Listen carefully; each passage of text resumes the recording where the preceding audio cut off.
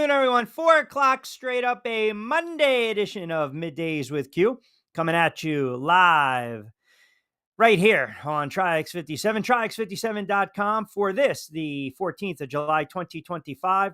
As always, I'm your host, Rich Quiñones. 2 hours to play with. We'll take you up to 6 o'clock straight up, and you know exactly what a Monday edition of Middays with Q it is. It is a big time Lunes Manolo Mentiroso Man Up Monday. So with that being said, if you tried to just shovel out some BS to us on the air, my faithful listeners, whether it was Tuesday, Wednesday, Thursday, Friday, last week, if you had a take, if you had a comment, if you had an opinion that was just so far out of left field, so off base, and you got it wrong, you got to man up on this Monday. As always, we remind you to get social with us. Very easy to do at TriX57 on Facebook, IG, and X. Log on to TriX57.com.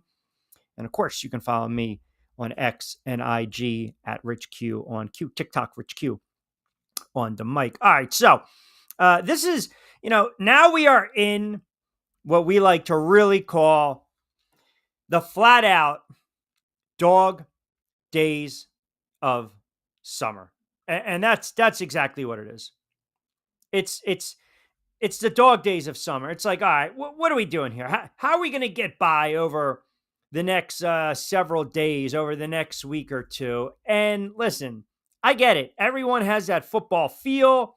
You want to get into football mode. You want to start breaking down all the divisions. You want to talk about the Giants and the Jets and the Cowboys. You want to talk about the Philadelphia Eagles, and all the Baltimore Ravens and all the teams that you guys are, trying to jockey for position as a fan base. And hopefully you can make a deep run into the playoffs of 2025. Well, this is where we're at.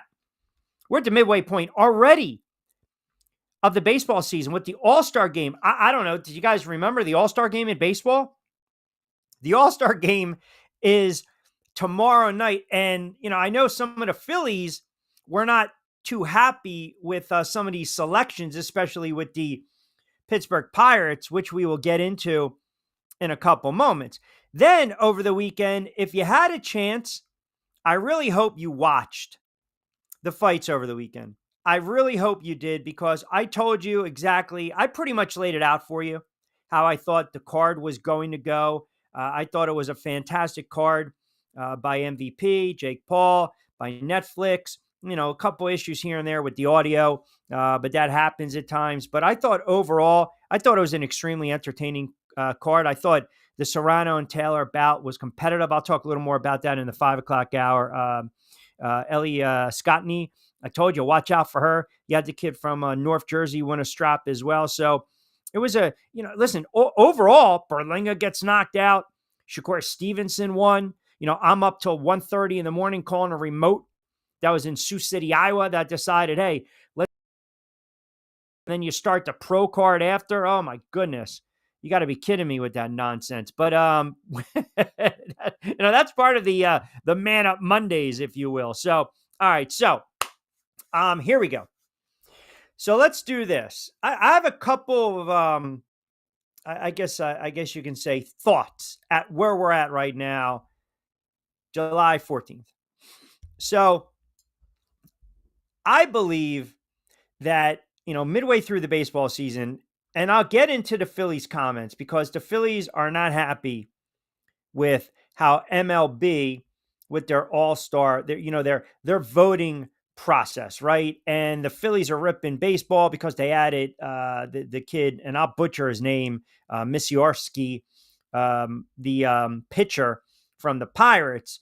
And the All-Star game, and the home run derby, it does not have the appeal that it did 20, 30 years ago. And I'll tell you this, the fact that Castellanos came out and said it's turning into the Savannah Bananas is not good. It's not. MLB announced that this kid is going to get the nod, right? He was going to get a selection. He made just 5 starts for Milwaukee. And I'm sorry, I said Pittsburgh. It's Milwaukee. I apologize. So he's going to replace one of the Cubs pitchers on the roster. And the Phillies are pretty much miffed because they believe they got a bunch of all-star snubs. And listen, they had a bunch of pitchers that have pitched really well this season, whether it was Sanchez, whether it's, Luzardo, whether it was Ranger Suarez, whether it was, Wheeler. It is kind of, when you think about it, Schwarber is the Phillies' lone all-star. And to me, it's like, all right, there's something a bit miss with Major League Baseball. But we are at the midway point of the season. And I don't believe at this moment, I'm looking around and there's no team that I sit here and say in mid-July, they're running away with this thing. They're just not. The NL East is competitive between the Phillies and the Mets. The Cubs and the Brewers competitive in the NL Central. Heck, even out west with the Dodgers stumbling a little bit, even though they won 2 straight, they dropped 7 out of their last 10. The Padres are right there. The Giants are right there. And then you look at the AL East. I mean, my Yankees, it's a cluster. They're 2 back of Toronto. All right. Do I want to sit there and say Detroit because that's a bad division? Maybe, but it's a long baseball season. It's a war of attrition. You've got the trade deadline right around the corner. So teams are going to be movers. There's going to be buyers. There's going to be sellers. But I understand what the Phillies, their gripe and why they would be upset. I mean, look, Wheeler has pitched like an all-star. Wheeler is arguably the best pitcher in baseball right now. I mean, and he has been for a while. So again, maybe baseball needs to man up on a Lunes, Manolo, Mentiroso Man Up Monday, and they got to figure out a better system here when it comes to all-star voting and the all-star game, because you're leaving a lot of meat on the bone, man.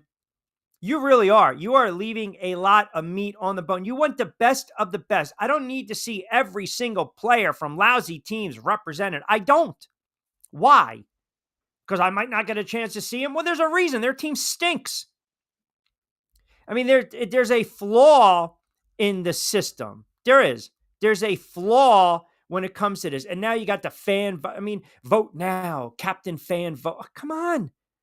What are we doing with this kind of nonsense? The best players, and I'm sorry, if your team has 3 or 4, then they should be able to represent. Why do we do it in the NFL when you have wall-to-wall Pro Bowls? I told you, I was watching that 93 game, the Giants and the Cowboys, I think, had 6 Pro Bowl selections, 7 Pro Bowl selections on that squad. So I think baseball, you're doing a disservice. Like, you really are. And I understand why some of these teams get ticked off. I understand why some of these players, get ticked off because they're missing out. I mean, there's probably 7 or 8 players that you would say, and let me give them, a second look. And listen, there is, you're sending out a kid that made 5 starts for the Brewers. That is a joke. Seriously. That's a joke. It really is. And it's not about this kid. But you have, Sanchez, Suarez, Trey Turner. They were not named all-stars, right? And I think, listen, I think right now, you can make the case that Suarez and Sanchez are all-stars. You really can. But that's the flaw with baseball. That's the flaw with, again, what we're dealing with right now. And obviously, Zach Wheeler would have been the all-star, but he decided, I want to rest. And I don't have a problem with that. I don't. I don't. He understands exactly what's at stake, and that's okay. You want to opt out, you want to do what's right by the club, that's fine. But you have been the best pitcher in baseball, period. Period. And again, because, Wheeler didn't feel right early on against San Diego. I mean, listen, you can't leave anything to chance, but it is a flawed system. And it's really, if you think about it, it's not fair to some of these players. I don't care. I don't care at all that you got to sit there and tell me that these players, again, they've earned that. Why? Because you're playing a bad team? Because your team stinks? I have to have a rep? Are you kidding me? It's utterly ridiculous. Give me the best players, man. I mean, go back and you look at those all-star rosters in the mid to late 80s. It was, you're talking great teams. Gooden, Carter, Clark, Rhino, Bonilla. Want me to keep going? Steinbach. I mean, it was unbelievable. The American League, Frank Viola, Terry Steinbach, McGuire, Molitor, Boggs, Ripken, Canseco, Winfield, Henderson. Ha! That's like a who's who. The reserves were even good. I mean, you got Don Mattingly as a reserve, Harold Reynolds as a reserve, Ozzie Guillen as a reserve. Mike Greenwell, remember him, that 87 Topps rookie card with the little trophy in the corner? You thought it was going to be worth something. It's like 10 cents. But you know exactly where I'm going with this. It's flawed. And that's one of the other reasons it's killing the sport of baseball. It is. It is killing the sport of baseball, period. I look around and half of you guys probably didn't even know what the hell was going on. You probably had no idea that the All-Star break was among us. And that's okay. I understand, because some of you are looking ahead to the NFL and football, and rightfully so. But we always talk about attracting eyeballs to the sport. The game of baseball is meant to be played at a certain pace. It is. So you can do the pitch clock. You can try to speed up the game. It's the beauty is, you got to get 27 outs. It should be played a certain way. It should be played a certain way, and we want to try to get that young fan base to the sport. I'm telling you right now, how many of you guys actually knew that we were at the All-Star break?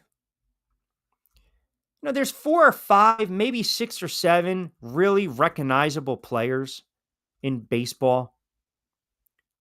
Really 6, 7, but man, I'm telling you, they can do so much better. They can do so much better. And look, you'll get the kid from Pittsburgh taking on Aaron Judge. That's wonderful, right? You get to see those matchups to Slugger, and you see this kid throwing just, 102, 103. You got Ohtani, not a surprise. Acuna Jr., not a surprise. Marte's played well. Freddie Freeman, steady Eddie. Machado, okay. Smith, Tucker, Lindor with the Mets, and then the kid Armstrong, the center fielder with the Cubs. The AL, Torres, who's quietly put together a really nice season for the Tigers.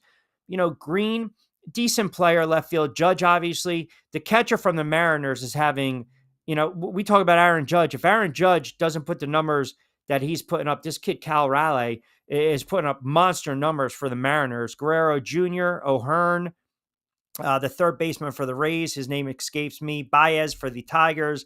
Wilson for the Athletics. You got, again, you talk about the starting pitchers. I'm okay with that. You got the reserves as well, but there should be players on these rosters that are not on these rosters. And just because you want to showcase a player or two, I don't really think you have to. Not every team needs to be representative is kind of my point. I think that's one of the issues with baseball. All right, 13 past 4 o'clock hour. Let's crank it up on a Lunes Manolo. Man up, Mendioso. Monday edition of Middays with Q. Oh, we will get into the NFL as well in about 20, 25 minutes. De facto, who, still, even though we start the show off talking baseball, don't you dare bring up the MLB draft. We're not that desperate. What are you talking about? That's so, again, we talk about it. If I want to talk about the friggin' MLB draft, I'm going to. I'm not catering to you. You need to learn to read the room. And that's the problem with the de facto, the Bunker Boys. I mean, it's unbelievable. How long we been doing this? Madman knows with his passive-aggressive comment and his subtle shot to de facto. Maybe we talk about the Commanders. See, Madman gets it. He understands how to read the room. He totally understands it. I mean, I'm telling you, these Eagles fans, unbelievable. Joey B, how are you? Let's see. I'm sure Joey B has some snide comment somewhere in there. Let's see. It says, good afternoon to Madman. Man Up Monday. Yes, we got you. It's July 14th. New York Football Giants are already on the clock. Red Sox on a 10-game win streak entering the break with the eyeballs. Yes. Yeah. For the Sox fans out there, and we got a couple of them that chime in. Yeah, I will man up. I was close to saying, well, the Yankees had an opportunity to make the Red Sox irrelevant and cook them, and they just couldn't do it. Red Sox have been on. I mean, they're playing some of their base baseball, but let's also back it up. Back it up for a second. Okay, if you're a Red Sox fan, and I'm not trying to rain on your little Boston party here, right? They said they were dressed as cops. They were dressed as cops. 2 out of 3 against the Reds. You sweep a bad Nationals team and one of the worst teams in baseball in Colorado. And then Tampa, I'll give you that, even though they're 5.5 back. And the pitching has been much better for the Boston Red Sox. It's been much, much, much better. They only gave up 8 total runs in that 4-game sweep over Tampa Bay. So I'll give you that, Sox fan. I will give you that. All-Star game for MLB. Dress the National and American League teams in their home away uniforms. Bring back the pageantry. Ooh, back in the day. Back in the day. Yes, we can definitely do that. All-Star game. Players wear white cleats. Why not?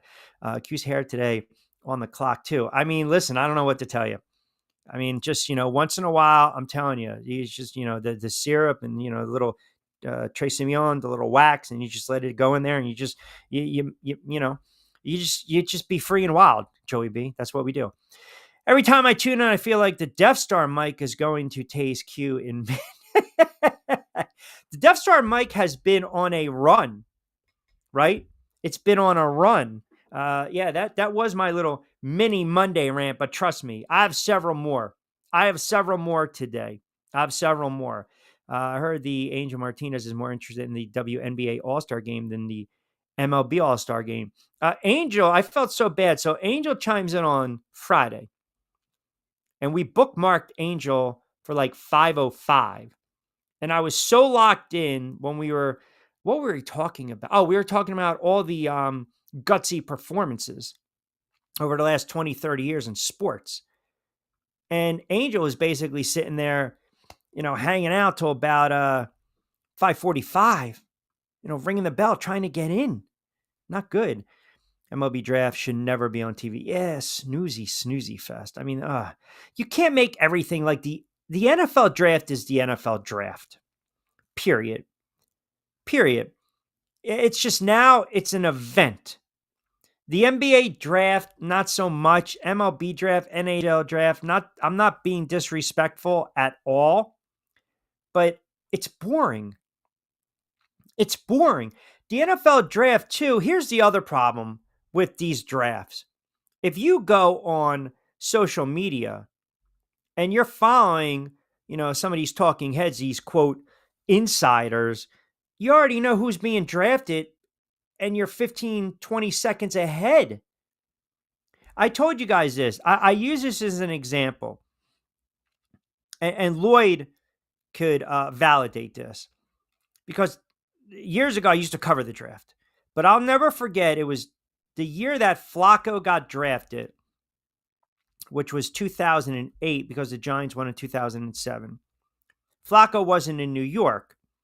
But yet, every time Lloyd and I peeked up and it was time for the Ravens to draft, they would have a camera in his house. You already knew he was being drafted. And that's really before social media, Facebook, IG, X, TikTok. I mean, in the infancy with TikTok, I'm sorry, with X. I mean, I don't probably right around that time. But you already knew. Now these guys are tweeting it out like it's hotcakes, man. They're ordering left and right, just tweet. So you already know, or XXXX, whatever the heck you want to call it. ML draft on TV, wannabe NFL, NBA now. Yeah. See, the difference is between the NFL draft and the NBA draft. And this, once again, shows you, by the way, I'm glad you brought that up, Man and Joey, because this goes to show you that the NFL, anything the NFL does, it's always a spectacle. It's always an event. It can't be topped. It can't be duplicated. And you can't compare with others. The NFL draft, we're talking about it a month away. We're talking about these quarterbacks moving. We're doing our mock drafts. Where's our team going to draft? Are they going to trade up? Are they going to trade down? Who are the players to watch? Who's a franchise quarterback, a running back? What's going on?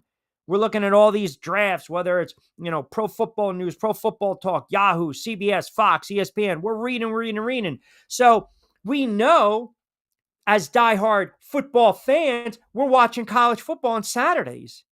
We're watching college football on Thursdays. So we know exactly who the hell these players are and if their stock is moving or going down or going up. And obviously, we're more in tune to it because as fans or talking heads, we're doing our due diligence, we're doing our research, we're looking around and see, all right, what are the Eagles going to do? What are the Ravens doing? The Dallas Cowboys, the 49ers, the Giants, the Raiders, the Jets. What are they doing? The Commanders, what are they doing? Are they going to move up? They're going to move down. Oh, man, they're looking at this kid, the DB from Colorado. Oh, they're looking at this kid, the nose tackle from Clemson. Oh, they're looking at this kid, the linebacker from Georgia. I remember this kid. He was a beast in the SEC. He was a beast in the Pac-10. NBA, same thing. NBA, same thing because of college basketball. Because of college basketball. March Madness. It's when the stocks go up or down. Period. NHL, no. Baseball, you guys have no idea. You might find out in another week or two. Oh, I didn't know that kid resided in my hometown. Oh, I didn't know that kid was in North Jersey. Oh, I didn't know that kid was in Tampa. Oh, I didn't know that kid was in the Northeast. Oh, I had no idea he was from the Jersey Shore. Oh, look, that kid's from Long Island. You have no idea. Football is king, period. And now, when you think about it, I would go NFL. I know we talked about this a while ago, but NFL, then you're probably leaning into NBA. Baseball and hockey's last. It just shows you you're not going to get those eyeballs. You watch this stuff and you're like, wait, who is this? Let me see. Let me Google MLB draft. Oh, all right. Favorite draft one days, Kylie McDaniels. Who the hell are you? Sorry. Are you a writer? Are you a mock draft expert? Oh, look, there's the draft tracker. You have no idea. You have absolutely no idea. Now, look, do I follow what the Yankees did? They took a flyer on the high school kid. They're going to try to pry him away from college. Yeah, because I'm a Yankees fan. But the novice sports fan, the diehard football fan or hoops fan, I'm not watching that nonsense. Please, you're not. You're not. You're just not watching that nonsense at all. I don't blame you. I don't blame you because it doesn't have the cachet. It doesn't have the juice. The NFL draft, you guys are locked in. Oh my goodness. If your team has a top 10 and it's your night out with the missus, you're not going. She's in labor. Hold it. You want to know exactly who you're drafting because you know by one move in the top 10, it can change the course. It can change the direction of your entire franchise. And to some extent, the same thing in the NBA with the draft lottery. All right, sometimes we know, like this year, everyone knew that Cooper Flag was going to go first. And to some extent, we kind of knew who the Titans were going to take with the number one pick in April. We knew. But we followed leading up because all the talk was, oh, it might be Shedeur Sanders. Could be Ward. Oh, look at this kid from, Ole Miss. Look at this kid Dart.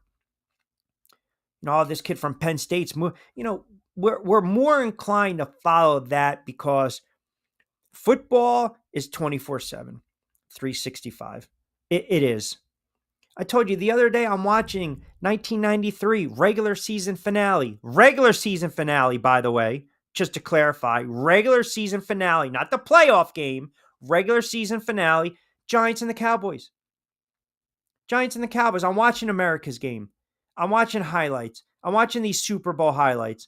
I'm going back. I'm looking at these Hall of Fame speeches. I'm looking at these careers, when they showcase all these great players, a football life. That's fantastic content. It's perfect right now in the dog days of summer. Yeah, you got Summer League, you got WNBA, you got baseball. But it is right now, July, you start to look ahead. Everyone broke, right? OTAs, now training camp, preseason, and it's the NFL season. That's it. These other sports, they can't compete. They just can't. Even when you got the Olympics going on, you got the World Cup going on. As much as I love watching the World Cup, as much as I love watching the Summer Olympics, when there's football news, it's 365. It's kind of what we're leaning off with. It just is. All right, 26 past the 4 o'clock hour, cranking up. A lot of comments coming in. We'll fire them off. We will get into a little aforementioned NFL. It's all about reading the room on a Monday. If you don't read the room, I'm telling you right now, your comment is just gonna disappear in space. That's it. It's a Lunes Manolo Mentios, a Man Up Monday. And as I said, we call out your BS takes, your picks, your opinions, whatever you're coming to the table with, or their lack of. We are on YouTube as well as X. And of course, TriX57, TriX57.com and their Facebook page. Some comments coming in. I want to get to all the comments. All right, keep it locked in. Quick time out. We'll come back on the other side. I want to hear what you guys have to say on this Monday. Blast up the drinks pouring. Take a risk like it's a short thing. Going in, yeah, going all in. Get it cool out, yeah, you can bring a friend. Dive right in, let's go. Move forward and dip in the flow. Let the rhythm take control. It's going down tonight, yeah. Dive right in, let's go. Move forward and dip in the flow. Let the rhythm take control. It's going down tonight, yeah. Dive right in.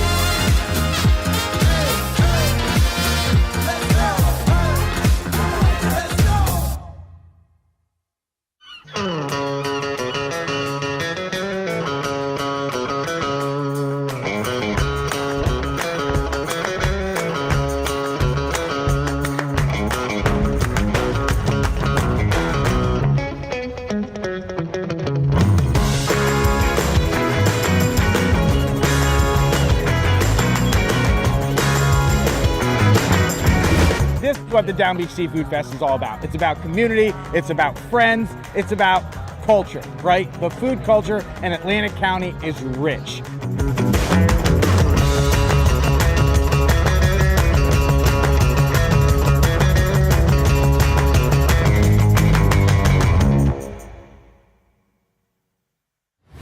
Hidden in an abandoned campground in South Jersey lies a mystical encounter with booze and spirits, where bonfires burn, shadows dance, and flavor favors the bold.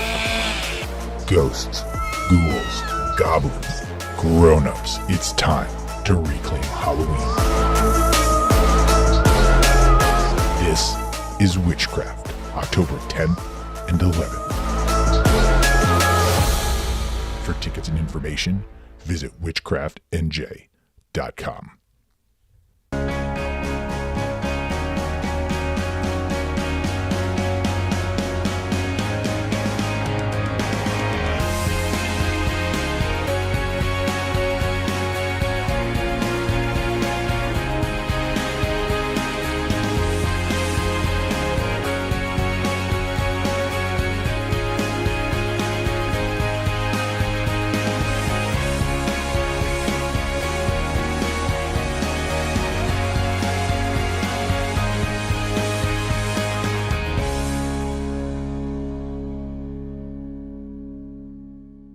Hi, I'm Bruce Pesco.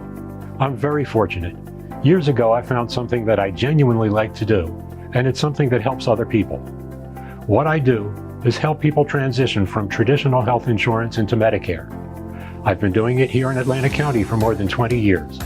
If you're getting ready for Medicare, call me for a free consultation. 609-484-9800.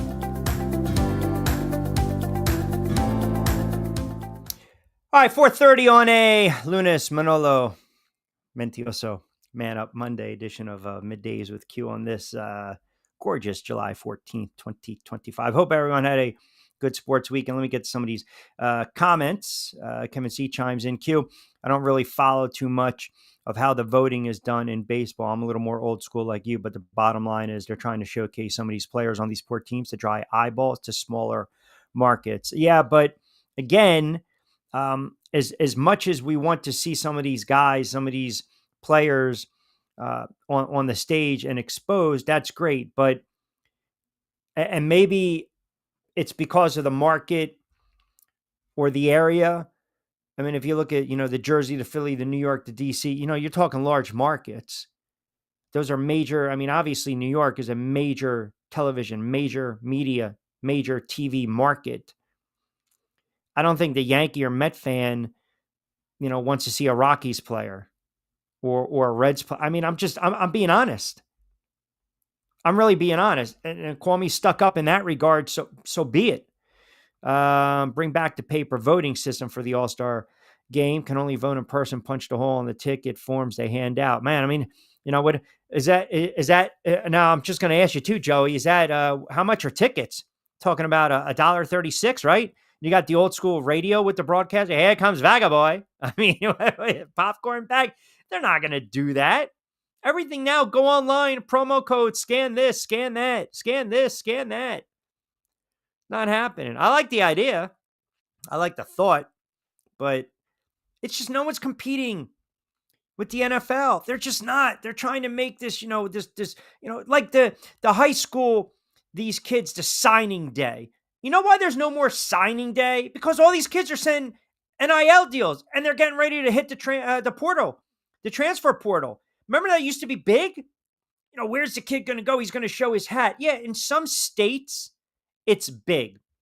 In Ohio, in Florida, in Texas, it's big. They want the camera on these kids to see what's going on. But other than that, no one cares anymore because as soon as that kid signs, he's signing an NIL deal or he already signed one. Agree 100% NFL draft. It's their thing. It's great for most part, huge. Other pro sports trying to copycat the vibe will never compete with their drafts. Never. And we complain. It's ridiculous. It's ridiculous footage, how long it is. Draft order from best to worst. NFL, NBA, WNBA, NHL, MLB. De facto almost bringing something to the table on a Monday. NFL, yes. NBA, yes. WNBA, because of the recent success and the ratings and the eyeballs. NHL, MLB, fielder's choice. I really, it does nothing for me. It just doesn't. It just doesn't because, again, you have to think about it like this. The NHL is a long season. The NBA is a long season. Baseball is a long season. The NFL, it's not. It's not a long season. We think it is because we get to August, but it's maybe as you get older, because the days go faster, you watch these games and you blink and it's 4 weeks in, it's 6 weeks in, it's 7 weeks in, you're halfway through, you're near the playoffs. Then you have the Super Bowl. So we kind of like hold it tight and we don't want to let go as football fans because it's only a 20-something odd week odyssey journey. But hell, baseball, we're in the All-Star break. The first half of the season flew by. Don't get me wrong. But then July, August, September, creeping into late September, October, baseball, it's still another 4 months. And we're already just locked into football unless your baseball team is playing well. If your baseball team's playing well and your football team's playing well in the same market, that's great. That's great. Now you kind of pick and choose the lesser of two evils. You're going to sit there game 6 of the World Series or week 5. Well, you're probably going to be inclined to game 6 of the World Series and maybe just flick around a little bit with the football. So yeah, it's just, man's correct. All these leagues are trying to mimic the hype the NFL gets for the draft. That's all they're trying to do. That is all they're trying to do. And it's never going to work. Period. Someone should tell these other leagues, see, nobody cares. That guy Louie owes me $20. You got him out of your life for $20. Ooh, whoa. What do we got here? Hold on. It's National Mac and Cheese Day, Q. As a society, we got to stop this. Every day is something day. Oh, you're not a fan of that. Interesting. You're not a fan of that. You're not a fan of Mac and Cheese Day, or you're not a fan of every day is something day, right? Sibling day, sister day, brother day, you have the old Hallmark holidays, right? Because that's all they are. Mother's Day and Father's Day. That's that's a commercial holiday, man. That's it. That's, obviously the other holidays, right? The big boys. I mean, you can't even walk into Target or Walmart in December and sit there and say, "Oh, Merry Christmas." No, no, no, no, no, no, no. Can't do it. It's got to be Happy Holidays. Remember growing up? Merry Christmas. Have a good Christmas. Happy Christmas Eve. Merry Christmas Eve. Happy Holidays. And Merry Christmas. No, no, no. No. You'll get the Death Star mics there. You will. You will. Oh, hold on a second. Ball jumping in. How about this? Bringing a little heat with the tour. The tour goes into the Mountains Day. Oh, that's not bad. Is it really? Is every day something? I'm not a fan of that. I think there are certain days that should be special, right? Not like in The Godfather when it was Monday, Tuesday, Wednesday, Tuesday, Wednesday. No, no, no. I'm not talking about Apollonia trying to learn English, right? And then driving, and we know how that ended. Not good. But, but sibling day, daughter day, Sunday, well, I mean, there is Sunday, but you know what I'm saying. Like Father's Day, Mother's Day, that's fine. You can call your grandparents up. That's fine. Grandparents. But again, do we need it? I mean, are we clinging on to something? What are we doing? Like, are we just, is it a marketing thing? Listen, don't get me wrong. I got the little one. She's sleeping right now.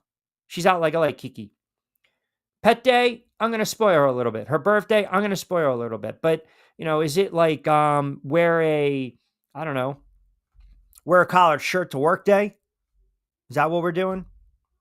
Don't forget. How about, what days they should come up with? Hold on. I have 5 days they should come up with. How about stop at a friggin' stop sign day and not roll through it? How about that? That's not a bad day. That's not a bad day, right? How about, stop racing by someone and then you both get to the light at the same time, and then I got to avoid looking over at you just to say, "Huh, jerk." How about that day? Can we get that? Oh, I got another one for you. How about, thanks for holding the door for me day? Can we have a thanks holding the door for me day? I mean, it's not a Wednesday. It's not a Woosah Wednesday, but I think Joey triggered something with these days, with this mac and cheese day. I mean, it's almost as bad as me getting 1,000 invitations on Facebook to like certain pages. And by the way, I got another one today, and I'm going to need your help on this, because I don't know if this is legit, and I know where we're going with this, because I know how you guys think, you heathens. I know exactly how you guys think. So I got invited, and I'm I know for a fact that Madman and Joey are going to be on this one. I don't know if I should actually accept this invite. This is an only Cookie fans invite on Facebook. Only Cookie fans, not only fans, but only Cookie fans. Now, that's left up to interpretation. But I'm sharing with the audience. I'm sharing with the loyal Q crew, because you guys know what I should do in this situation. I don't know what I should do in this situation. It's National Wear Bike Shorts Day. Interesting. Only valuable household. Ride a Schwinn 10 speed to work day. I'm telling you, I think there should be a thank you for holding the door for me. Tell your dog to sleep day. Yes. I agree. I would have no problems with that. I won't. Speaking of goofiness, and like there's always something going on in the world. And I want to get to some of these comments, and then I want to bring this up because I am very, very, very curious to see what you guys think of this story, because it is a Man Up Monday. And I read this story and I'm thinking to myself, this person needs to man up. Carter chimes in, Q, you got to get rid of fan voting in baseball. Uh, all right. Jackie Boy says fan voting just makes being an all-star illegitimate. Every new rule change MLB makes is all about TV money and viewership. Many such cases, always enjoying the show, Q. Thank you. I appreciate that. Let's see. Kevin C. We got Sarge. Oh, how about this one? Too much info chimes in. That's Murph. Q. Good to hear you back on the quote airwaves. MLB All-Star Game should be at the end of the season. Every team should be represented, and the voting shouldn't be popularity contests. Huh. Sir Francis. Q. Enjoying the shirt today. Thank you very much, my friend. MLB All-Star Game voting is blank, blank, blank. Fans should have zero control to pick All-Stars. Yeah, it's all the incentive too, right? Remember that? Did we not talk about that? Was it Soto that mentioned something about the incentive? So it's not good. But who's going to watch? Like, are you guys going to watch the All-Star Game tomorrow night? Are you? Right? Let me see. It should be not. De facto chimes in. Q would make bank on OnlyFans. You know what? That's not. Again, I think you might be onto something. Now, the man, yes. Who doesn't like a cookie? A little cup of coffee. You go to the diner. You get topped off, a little freshen you up, top you off a little bit. You get the large cookies, like the big ones, not the small ones. Black and white cookie, by the way. Look to the cookie. Look to the cookie. We can end a lot of nonsense in the world with the black and white cookie. But the page itself, if I go back, only cookie fans. And I'm a little skeptical to hit accept. I might have to vet a little more. Normal people shouldn't be voting for anything.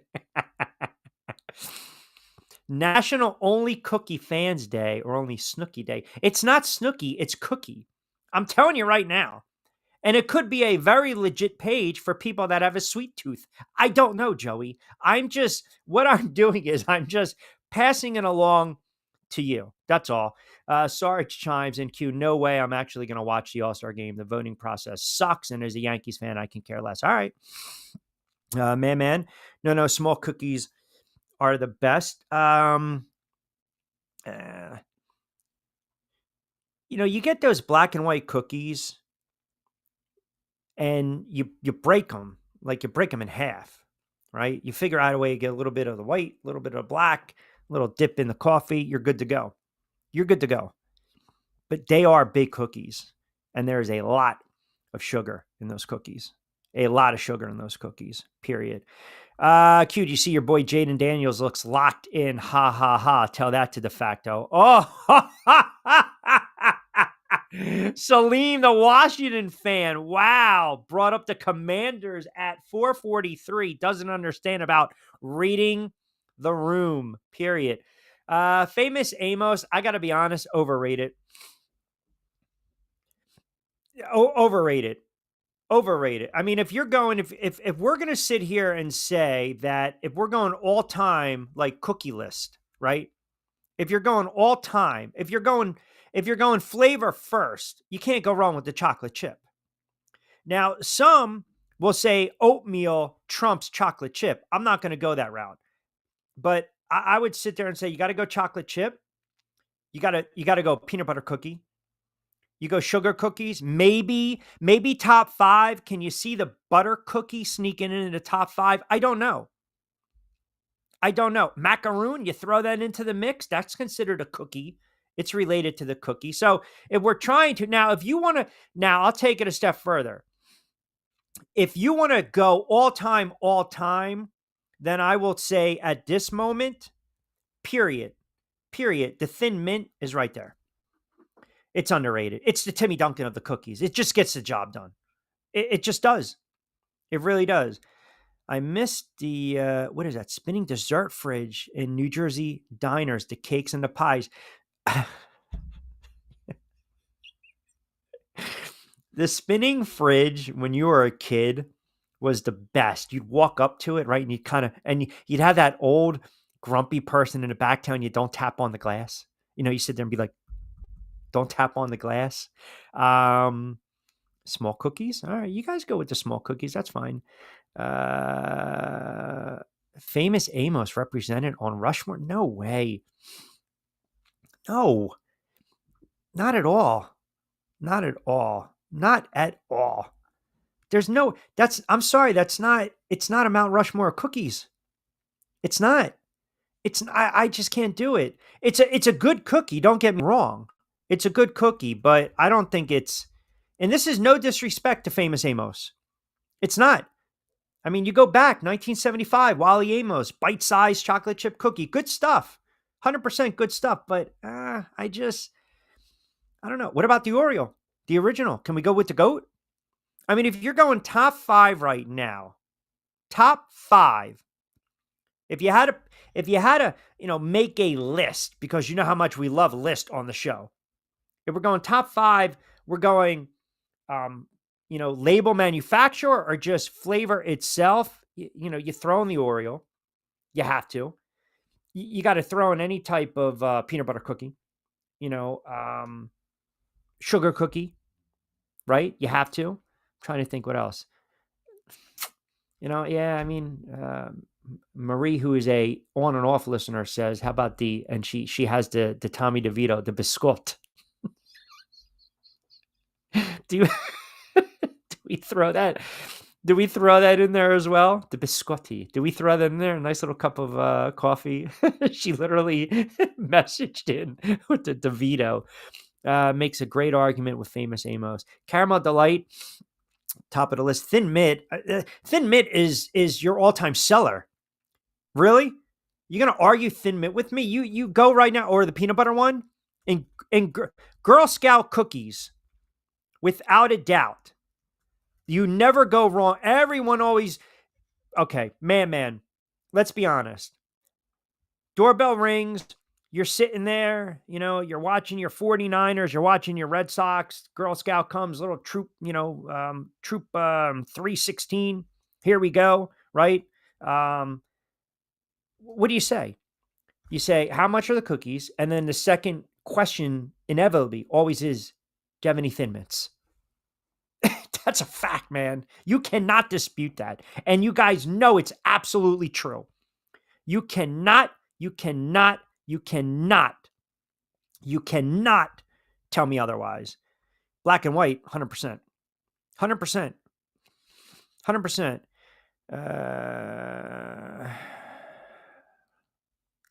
We had a saying when watching sports replays, win the slow-mo, win the cookie.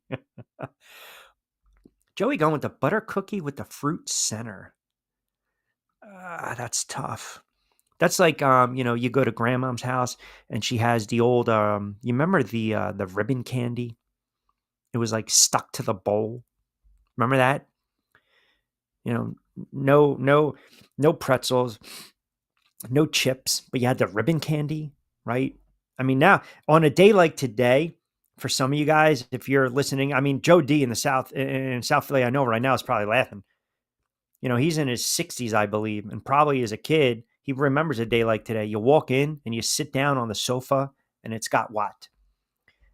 It's got the cover on it. And you get up and it just, it's tearing off and you're sweating and you're soaked. And then you try to grab a thing of ribbon candy and it sticks and you pull up the whole bowl.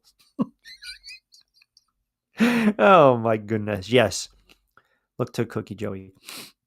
You always have to look to cookie. So aside from that, hold on a second.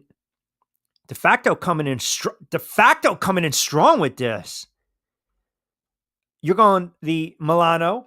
You're going the Oreo. All right, Famous Amos 3. You're going Nutter Butter Thin Mint. I give you some credit here. Milano Oreos, and the Thin Mint, not bad. Not bad. That's. I mean, you're talking like that's an all-star lineup. Period.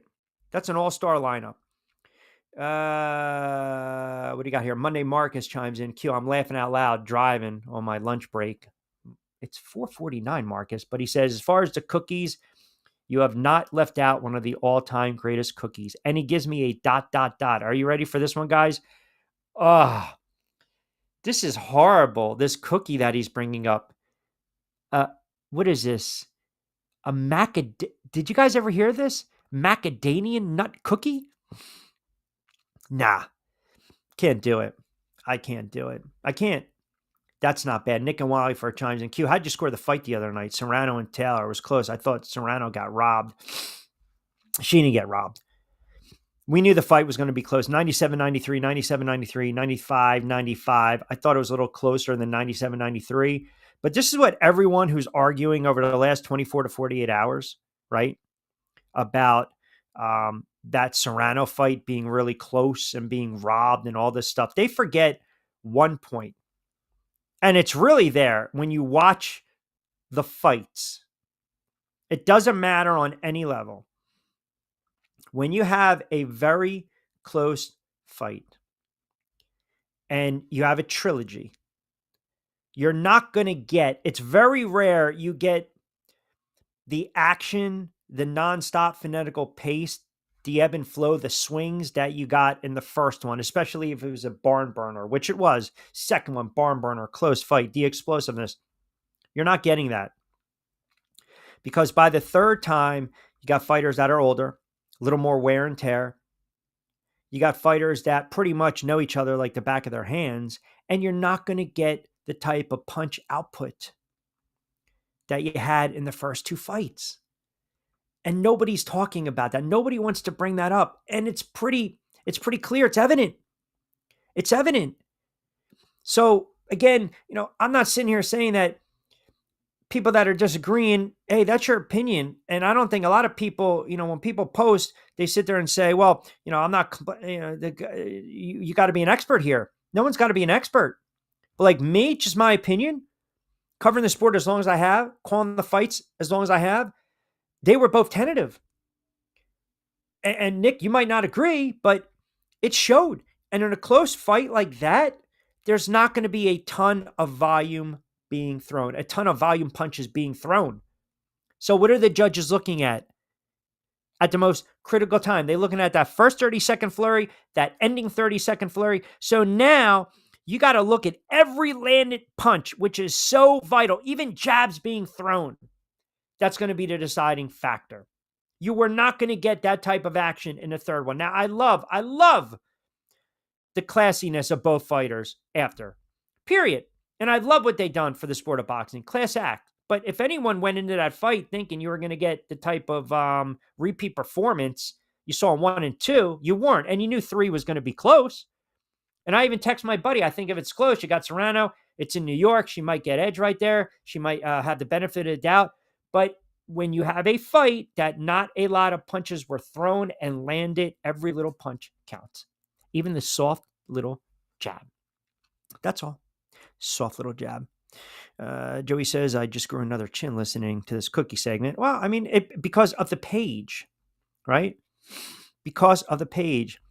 More crystal dishes got broke from ribbon candy. Oh, my God. Are you kidding? Because you don't know. I mean, think about this. It was almost like beat the clock. Like if you found a way, if you went to your grandparents' house or your aunt and uncle's house growing up and they had the friggin' ribbon candy right there on the table and you're looking at it and you're eyeing it up. First of all, let's be fully transparent. We never tried to get in the dish when people were around because you knew what was going to happen. You would be fiddling. You might drop it. Might hit the pooch. Might hit your cousin or your younger sibling. The candy might fly. You had to wait for everyone to embark in the kitchen, and they were in there for hours. So when they were in there, you kind of would look around, make sure that the coast was clear. Then you would do the dirty work. You'd sit there, and it's almost like you're trying to deactivate a bomb here. You're looking, all right, what do I got to do? Here's the, and the green with the white with the mint, that was good, but sometimes it was on the bottom. So you just had to maneuver a little bit. If you were lucky, maybe you grab a set of car keys that the old man left on the counter and you grab and you start to chip away. But you had to stop. You had to stop. As soon as somebody came in, you sat right back down and then you had the plastic stick to you. Like I'm telling you guys. I'm telling you right now. Not good. Nutter butter, solid, but not great. Joey B says, laughing blank, blank, blank. Ribbon candy in the candy dish. Can you bring me back to my North Jersey days at Granny's house? Yeah, the ribbon candy was underrated. It was horrible for your teeth, right? Uh, de facto leader of the Bunker Boys. Great call on the Milano. That's not bad. I give him, you know what? A couple guys are actually saying I'm a little too critical of de facto, but he came in strong with that cookie list. I just don't know if I am going to accept that invite. I don't know. I have to really, really think about it. Really, really. Yeah, that's what I'm saying. Marcus, Monday Marcus is no longer Monday Marcus. It's now going to be Marcus Macadamian Nut. So anytime he chimes in, that's what it's going to be. Yeah. Now, hold on a second. Before we hit a break, I don't know how the hell we got through an hour of cookie talk and sports talk, but you guys are fantastic. But before we hit a break, now you're talking Milano. Do you remember the Seinfeld episode when they went to Vegas to go find Kramer because Kramer was accused of being the Smog City Strangler, right? And they're in the cop car, and George is like, "I'm so hungry," and then they look and they're like, "What is that? Cops eating Milano?" But I'm going to ask you a question. If you're going that route, then we have to be fair. You guys are talking about Famous Amos. I don't hear any love. Nobody's mentioned Pepperidge Farm. I'm going to let you guys think about that. I got a lot coming in on the ribbon candy. We got some NFL in the 5 o'clock hour. The Milano style cookies at Starbucks with half chocolate on them, also amazing. Always sold out. I am never have been a Starbucks fan. My fresh roasted, as you know, but I was never a big fan of Starbucks coffee. Thought it was very, it just priced ridiculously, really priced ridiculously. I mean, what is an 8-ounce Starbucks cup of coffee go for? About $17, right? Pepperidge Farm, amazing. What about the soft cookies from the red bag? Can't remember the company. Ah, that's a good pull. Or those Christmas ones that had the sprinkles on them. I'm telling you, we got to do a Mount Rushmore one day. A Mount Rushmore of the cookies. We do it sports. We do it our list all the time. O chimes in Q. Great analysis on the fight. Every jab counted. I had Taylor edging Serrano. I thought it was an outstanding night of boxing. Yeah. $3 for a cup of coffee. I mean, you got a muffin with it? $3? Wow. So if you go to Starbucks, let's just say you hit it in the morning, you hit it at lunch, conservative, you're going 3-4 times a week, you're in for what, 15, like Costanza. Now you're talking almost $800 a year. A year. I mean, but here's the difference to coffee at the diner. Here's the difference. Now follow me on this. You finish your coffee or you got half left.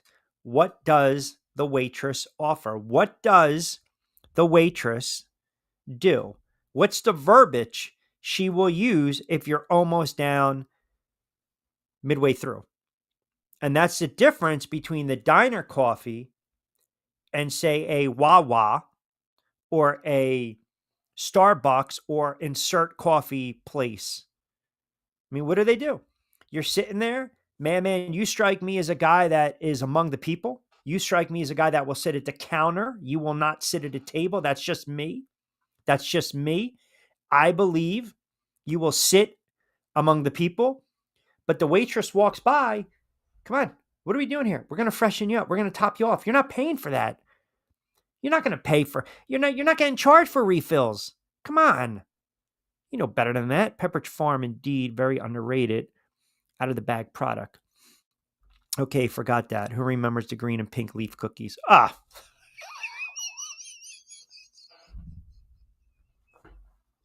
those were the best. Oh my God. You can't just grab one of those. You could. Those are the Italian cookies. You couldn't just grab one of those. Those are Italian leaf cookies. You had to get like 7 of them. Oh, absolutely. That's a fantastic pull. All right, 5 o'clock straight up. More cookie talk. I don't know if I'm gonna accept this invite. And oh, by the way, I have a man up story for you. A man up story for you. And I don't know if this person's ever going to do it, but they're going to have a lot of time on their hands thinking about it. NFL talk as well, a little more baseball talk, some boxing comments coming in. 5 o'clock, 60 in the books, 60 to play with. We'll take you up to 6 o'clock right here on a Monday edition of Middays with Q. It is a Lunas Manolo Mentioso Man Up Monday edition. Rich Quiñones here. And of course, we are always on Trix57.com, their Facebook page, also on X and YouTube. Quick timeout. The blast got the drinks pouring.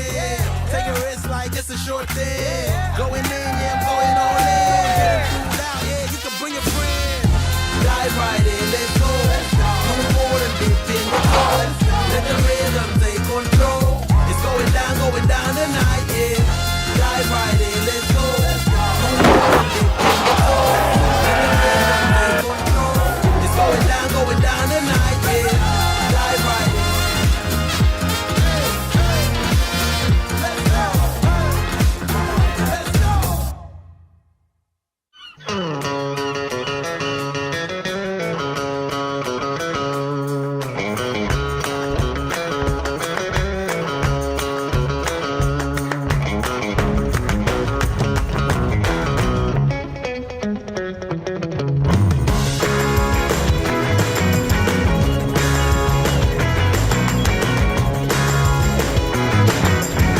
This is what the Down Beach Seafood Fest is all about. It's about community, it's about friends, it's about culture, right? The food culture in Atlantic County is rich.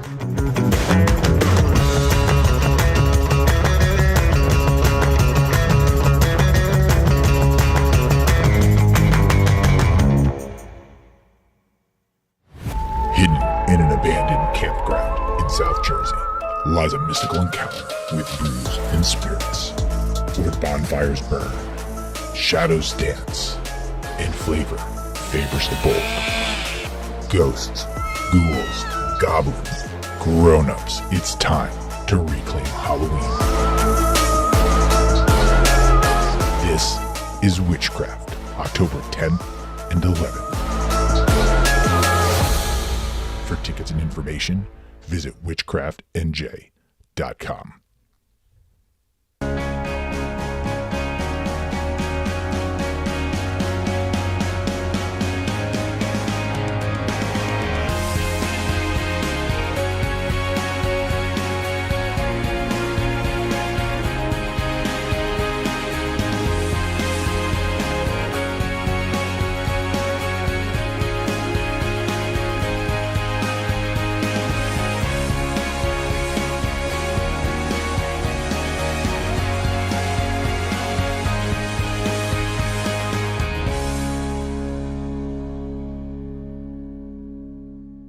Hi, I'm Bruce Pascoe. I'm very fortunate. Years ago, I found something that I genuinely like to do, and it's something that helps other people. What I do is help people transition from traditional health insurance into Medicare. I've been doing it here in Atlantic County for more than 20 years. If you're getting ready for Medicare, call me for a free consultation. 609-484-9800. By the way, I didn't think cookies would stir up such controversy. Coincidentally, Chip in the Northeast, go figure, says, Q, without a doubt, it's the Oreo cookie. Hands down, end of discussion, Mount Rushmore, the GOAT. Perhaps. All right, let me get to a couple more of these comments as well. And then we'll go through and see what you guys have to say on this very busy Monday. We went through that. Man. Starbucks by my office in Denver for a venti caramel macchiato. Whatever happened to just regular coffee, Joey? What a friggin' prima donna you are. $7.65, ridiculous. People go there 2 times a day? Talking like $2.40 a month? I get so mad whenever I forget to bring my coffee mug to work. Yeah, I mean that should be on your to-do list. Now you're talking about the entrepreneur spirit. Keurig machine, they don't supply it. K cups or regular cups. See, that's horrible. What's the hell is the point of having a Keurig machine if work doesn't provide K cups? You know what? I'm not going to tell you what to do, but you might want to talk to HR or the upper management, or honestly, you might want to quit that job. All right. So, I mean, honestly, it's like when George was all bent out of shape because he wasn't allowed to use the executive men's room. All right, so NFL. How about this? How about this? Guys getting paid, and guys already want to get traded, and it might be time to start. Well, it's July 14th. Yeah, why not? Let me pick on Nick Sirianni a little bit. Why not? We got some news and notes to get into. So, NFL-wise, Garrett Wilson, monster deal, 4 years, $130 million with the New York Jets. It'll mark the first time in NFL history that a receiver has received an average over $31 million. This kid played just 3 seasons. Now, I'm wondering, what's going to go, on with his production. He's been a beast. He's got to get it in the end zone more. But now, they got Fields throwing him the football. And that's the Jets. They're paying. They want to pay for that star. And I saw this coming out of San Francisco with, who is this, Jennings right now. I mean, you want to talk about Juwan Jennings manning up. You want a new deal or you want to be traded. He's scheduled to make 7.5 in the final year of that deal. What about just honoring the friggin' contract? I just don't get it. This is the same situation the 49ers were in with a receiver who wants to be paid or traded. It's the same thing that happened last year with Brandon Ayuk. The same exact thing. You sign the contract, honor the contract. Just because other receivers are getting paid or their contracts are up or their rookie contracts are up or the scale's going up, just, sorry, man. Sorry. That's the contract you signed. Period. Now, I love this story. This is great. So here we go. It is July 14th. So there's this sentiment, this notion that's floating around now that because the Eagles, when they started 2-2, everyone said, including myself, you got to run the friggin' football with Saquon Barkley in that offensive line. So the Eagles start the season 2-2. And remember, I told you if they would have lost that game, what was it, to the Saints? Who knows? Coming out of the bye, you lost to Atlanta. Maybe Sirianni gets fired. So they changed their offensive approach. And this is for the Jalen Hurts haters out there because you guys will love this. So they started to run the ball more with Saquon, and he had a career year. They went 12-1 down the stretch.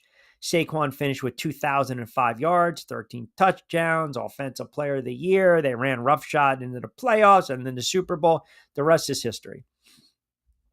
So Sirianni came out and had a response in regards to the notion that Jalen Hurts was along for the ride during the Super Bowl run last year. He said, I think that's blank, blank, BS. I mean, he plays the most important position in all of sports, which we can agree upon, Nick. That's fine. And it's the most ultimate team game there is. And what I admire about him is his selflessness of doing anything we need to do to win. So even after winning a Super Bowl, I just did. I brought it up. He's got to man up. What are you talking about? He's got to man up. 4-13 for who? The Eagles or your 49ers? After winning a Super Bowl, after blowing out Kansas City, after becoming a Super Bowl MVP and outperforming Patrick Mahomes twice on the big stage, losing a couple years ago, but coming back last February and outshining Patty Mahomes, there is still a notion There is still a sentiment of the masses, of the populace, of the population, of the football fan, the talking heads, the yappers on TV that still believe Jalen Hurts is an average quarterback. That's exactly that comment, that response, that notion. That's how people are still looking at Jalen Hurts. And I can see already, I got Dallas fans chiming in right now. Big D is a Dallas fan. Q, look at the numbers that he finished with. All right, so he finished the season with the least amount of attempts, 361. Passing yards, 2903, since he became a full-time starter in 2021. Does that matter? Seriously, does that matter? Because look what he did in the playoffs, and then ultimately look what he did against Kansas City. He completed 70% of his throws.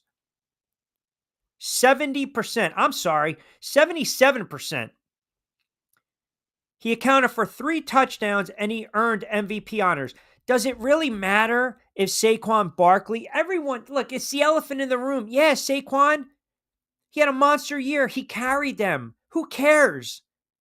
Does that mean Jalen Hurts is any less of a quarterback?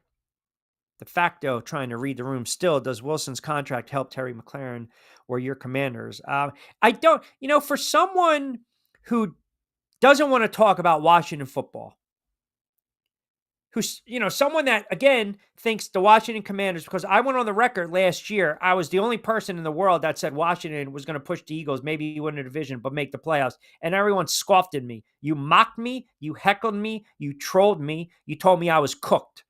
Just call it a day. And they surprised everyone and made it all the way to the NFC Championship. I don't know why. I think this is what's going on right now. This is my theory. I believe the Eagles fan is starting to worry a little bit, and Washington is now in their head. Now, you've coming off a Super Bowl win. You destroyed them in the NFC Championship. Why are the Eagles fans messaging me all this Washington nonsense? Like, what the hell do I care? Seriously. Why should I care? Why do you care what's going on in D.C., Landover? What do you care what's going on with Washington and Jaden Daniels and McLaurin and their defense and their offense? Why do you care? You just won the Super Bowl.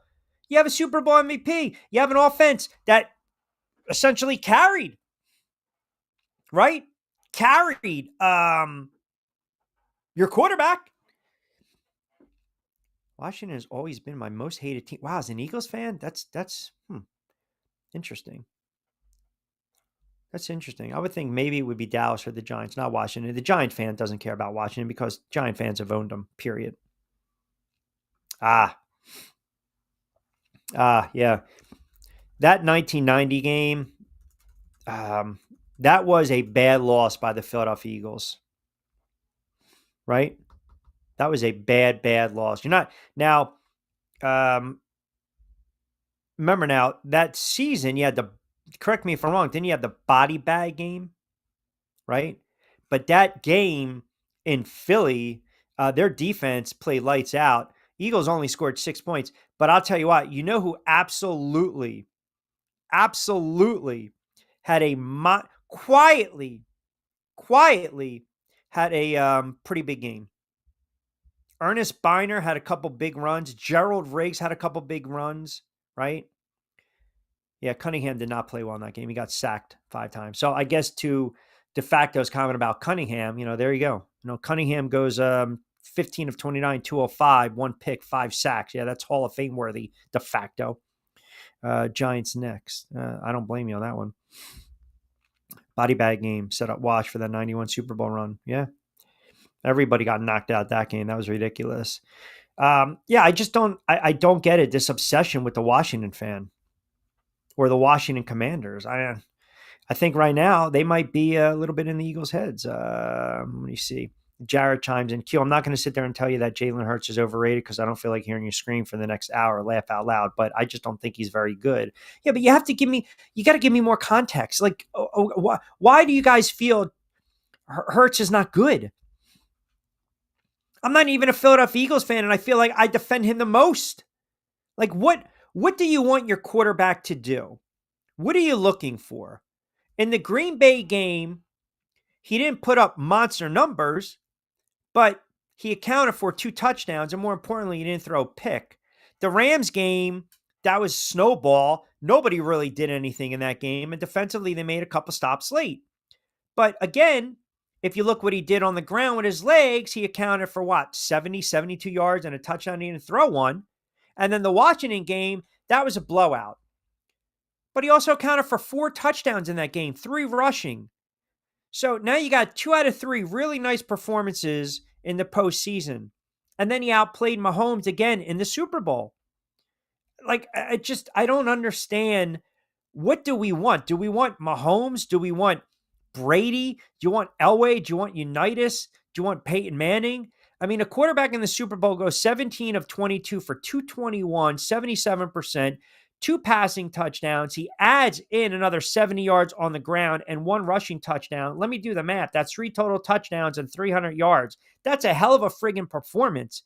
And yet, it's still not good enough. I mean, I don't. Sometimes I honestly, I really kind of question the intelligence of said fan sometimes. I do. And I'm not trying to say it. I'm not trying to be malicious. I would never call anyone an idiot or stupid. I would just say that's goofy talk. I call it goofy talk. And right now, Sirianni doesn't need to come out. And that's great that he defends his quarterback. But the bottom line is, again, ultimately, if you've got a really good offensive line and an all-world running back, your quarterback doesn't have to be superhuman. Your quarterback doesn't have to drop back to pass 25, 30 times in a game. You don't.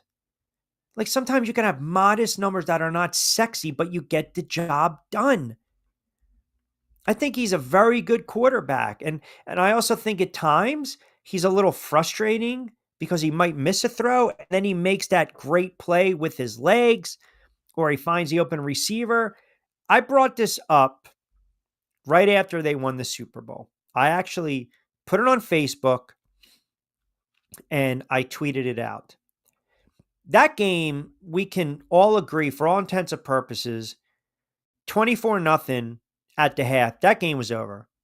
I mean, you just knew, even midway through the second quarter, the game was over.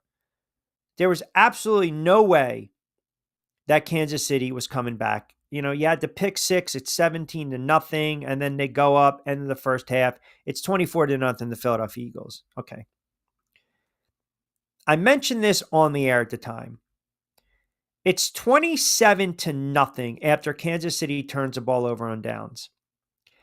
The touchdown pass to Smith, the 46, 47-yarder, to me, that was a blank U touchdown pass to the naysayers. That was just, you guys need to shut up right now. And Hurts, and this is a great, great comment. Hurts is everything Carson Wentz wasn't. Carson Wentz was before he got hurt. Let's be fair. I remember Carson Wentz was making every throw. I was texting my buddies and we were like, is this guy legit? Is this real what we're witnessing? And then obviously the injuries happened. He tore up his knee against the Rams and Foles comes in and the rest is history. Here you go. After the shot to Smith, I started working the fireplace. That, again, that was it. Like, that throw was just absurd. And yeah, the scoop and score in that game. Yeah, I get it. Listen, we've all been there. We have all been there. That was a bad game for the Philadelphia Eagles, man. That was a really bad loss. Like, quite frankly, I know. Listen, Washington was good, but the Eagles were like 4.5, 5-point favorite. They had no business losing that game. None whatsoever. But sometimes you just run into a team that's on the road and they're playing loose. But that's, again, essentially what we've seen with this Eagles team led by Jalen Hurts. They have confidence in him. He's going to go out. He's going to make the throw. He's going to make the play. He's going to scramble when he's going to scramble. But we're so fixated on he took too many sacks. Or we go back a couple of seasons ago to the Seattle game. What was that? Sunday night, Monday Night Football? There's no way you throw that ball in the middle of the field. He's trying to make something happen. Okay, it happens. It happens. And then it got beat late. But that's the NFL. Your quarterback is not going to go out there every single Sunday, and make the milestone throw. Few do it. Tom Brady has had bad games. Peyton Manning has had bad games. Drew Brees has had bad games. Johnny Unitas has had bad games. John Elway has had bad games. But are those games, do you limit the mistakes? Can you limit the bad games over the course of a career? If you have a handful here and there, you're going to have a stinker once in a while. Or the offensive line is not going to keep you upright and you're going to be running for your life, as we've seen with a lot of young quarterbacks. Hurts' best attribute is his toughness. That's his best attribute. And nothing seems to faze the kid. Where other quarterbacks keep their head down. He's just even keel. And it's probably annoying. They can win a game. He won't crack a smile. He'll go 20 of 25 for 288. He'll play pristine type of football, and he's on to the next week. Some people don't like that. It rubs them the wrong way. To me, that guy's got that inner fire burning where nothing satisfies him. Nothing, because he's probably been doubted his whole friggin' life, even in college, even in high school. When they drafted him, all I heard were the Eagles fans coming, I can't believe you're doing this. You're undermining Carson Wentz. I was like, shut up. Carson Wentz is not that good. He's always hurt. You need a backup. I had credible guys come on my radio show. Credible guys that actually said Jalen Hurts is a project quarterback. Now look at him. And I'm defending the guy, which is ridiculous. Hurts is between top 10 and top 5. So he's a top 10 quarterback. All right. That's fine. But I think because he's coming off an MVP performance and he's outplayed Mahomes, I think that kind of puts him right around top 5. I mean, look, Burrow, Jackson, Allen, Mahomes, and then insert. I mean, I feel like we play this game every couple weeks with the quarterback controversy or the quarterback, conversation. Buffalo has Allen. The Bears have a young quarterback. Cincinnati has a great quarterback and Burrow. The Browns don't have anyone. The Cowboys have a veteran in Prescott. Bo Nix is still learning. Jared Goff get over the hump. Jordan Love's inconsistent. Titans have a rookie. The Colts have no one. Kansas City has a Hall of Famer. The Raiders have a journeyman quarterback. The Rams have an aging quarterback. Miami has a quarterback that's prone to injuries. Minnesota has a kid that's not tested. New England's got a young quarterback. I keep going on and on and on. He's top 5, top 6. What difference does it make? I don't care about the stats. I don't. I just don't care about the stats at all. Win. Just win. Win your divisional games. Win on the road. Win in the playoffs. Win me a Super Bowl. Win an MVP. I'm happy. It's the fantasy football geeks. You guys are just driven to the stats. Period. It's like you're obsessed with stats. And fantasy football has ruined it. It's ruined it to some extent how you guys look at the games objectively. You don't watch. Was the receiver blanketed? Did the hole close up on the running back? Was the quarterback being pressured? And I'm not, again, I say this with respect. I'm not bashing you guys that love and enjoy fantasy football. But now it's this, You'll pull up your notes and you'll sit there, or you'll look in the paper, you'll go online and you just read the stats. And like sometimes Jalen Hurts, guys like him, you're not going to throw for 350 yards every single solitary game. You're just not. Who else would have bounced back from national title benching, not transfer immediately, go to OU and not win a chip, get crushed in the playoffs? Yeah. The kid plays with an edge. And if you want to take the Reginald Martinez-Jackson, perhaps the straw that stirs that Philly offense, that drink, so be it. A lot of teams would love a Jalen Hurts. And Again, you look at the quarterback position in the NFL, man. I mean, think about this now. The Jets just signed their wide receiver, their stud star wide receiver, a monster deal. Okay. Now, if his production drops, what are we going to sit there and say, I can't believe they signed him to 4 years, $130 million? No, you got to watch the plays. You got to watch the snaps. You got to watch the series. He's got Justin Fields. Now, they're raving about Justin Fields, but it might take a couple games for them to get on the same page. It doesn't mean that Garrett Wilson is not worth that contract, even if his stats don't line up to that contract. Do you understand what I'm saying? So, like, when a guy like Jalen Hurts comes out, and we made a case when they were 10-1 2 years ago, he could have been MVP of the season, could have been MVP of the NFL. He signed a monster deal. 5 years, $255 in 2023. That was his contract extension. He got $179 million guaranteed. So on face value, you might take a step back and say, there's no way Jalen Hurts is a $51 million a year quarterback. Well, he is. He is. And again, it shows how much he's invested in the franchise, and the franchise conversely is investing in him, because that contract has a no trade clause, which is the first in Eagles history. He's not going anywhere. He's your quarterback. He's your quarterback. They can go 4-13 and he struggles. He's going to be the quarterback after next season. It's just the bottom line. So again, if the stats don't line up, but they get to the playoffs again, do you know how hard it is to win a Super Bowl and get back? Come on. It's so hard. You know how hard it is to get to the Super Bowl, win it, get back there, win it again? That's what makes what New England did, Kansas City has done. You know, the Cowboys in the 90s, the Steelers in the 70s, the 49ers in the 80s. Now the game is so different because of free agency and guys moving and, you know, the shuffling and the shaking and the bacon. It's so different now. I think it appears that Hurts doesn't put the team on his back, but he does the little things very often that go overlooked, like the 8-yard run on 3rd and 7, keeping a play alive to hit a first down. Correct. Now, are we talking about Hurts run a car? Are we going Hurts? What people forget is the quarterback's job is to do what is asked of him and win the game. That's exactly what Hurts does. Correct. And he saves you on mileage. Hertz. All right, 5:27, quick timeout. We'll come back on the other side. By the way, I got a man-up story for you. I mean, I don't know. I'm hoping you guys side with me on this one, so we'll break it down on the other side. Keep it locked in.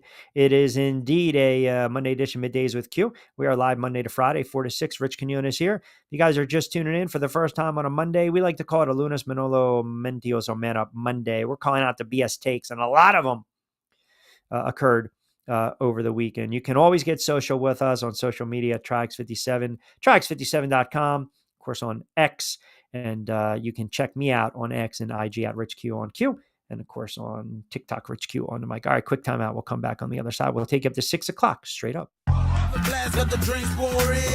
Take a risk like it's a short thing. Going in, yeah, I'm going all in. Get it cool out, yeah, you can bring a friend.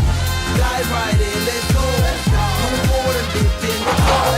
Let the rhythm take control. It's going down tonight, yeah.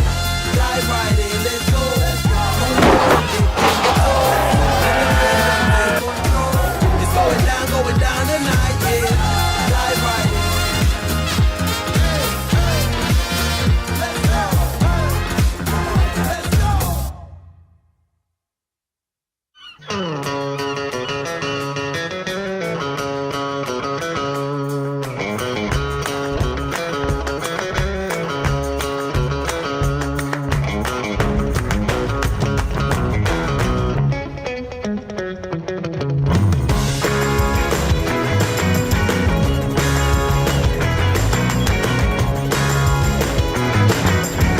This is what the Down Beach Seafood Fest is all about. It's about community, it's about friends, it's about culture, right? The food culture in Atlantic County is rich.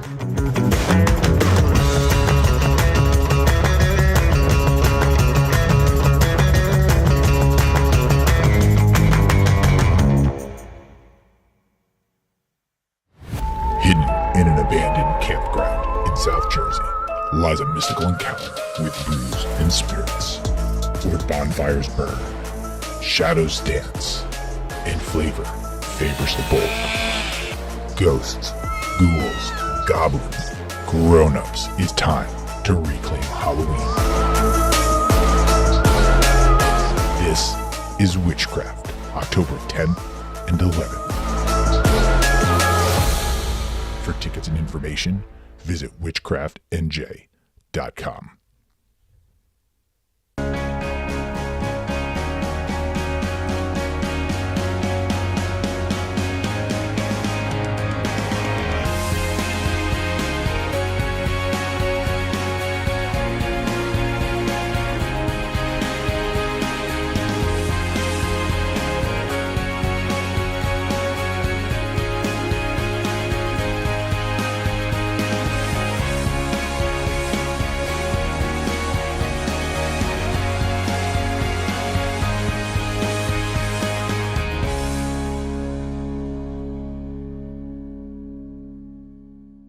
Hi, I'm Bruce Pascoe. I'm very fortunate. Years ago, I found something that I genuinely like to do, and it's something that helps other people. What I do is help people transition from traditional health insurance into Medicare. I've been doing it here in Atlantic County for more than 20 years. If you're getting ready for Medicare, call me for a free consultation. 609-484-9800. All right, 5:31 on a Monday edition, Middays with Q. A lot of comments coming in. We will rip them off. We'll take you up to 6 o'clock straight up. Rich Quiñones is here. We are live Monday to Friday from 4 to 6. By the way, so how about this? Well, let me get to some of these comments, and then I will certainly read these off because I honestly, I don't know where I really want to go with this. So I'm still contemplating it. But with that being said, we will get into it. Tom and Summers point, Q, without a doubt, Hertz is probably about 5 or 6. I can give a Watts Heine about the stats. All he does is win. I like to see him be a little more consistent at times in the pocket. But look, at the end of the day, he signed that contract. He's making the money and he cashed in. And oh, by the way, he's a Super Bowl MVP. You can't say that about a lot of Eagles quarterbacks enjoying the show. Thank you, Tommy. Appreciate that. No, you can't. You can't. All right. So let me, sorry, I used a voice thingy, unintentional shot at Eagles fans. That's what Carl Raleigh sounds like. He should have been the bad guy on the Yankees. What is that? Oh, in Major League, underrated, very underrated. So let me get to let me pull this up for a second. Hold on a second. So how about this? So this is the story. This, you want to talk about a manning up story. Did you guys see about the woman that was arrested after, are you ready? Texting a man 159,000 times. I mean, that's, wow. That's a lot. Jacqueline Adi sent a man more than 159,000 text messages. I mean, some of which were threatening over the course of nearly 10 months, according to police records obtained by the Arizona Republic. So I want to use my liberal arts math and break that down. I had a chuckle. It's not funny, but I had a chuckle when it says some of those were threatening. Okay. I'm trying to wrap my head around this. It breaks down to 530 texts a day. They went out how many times?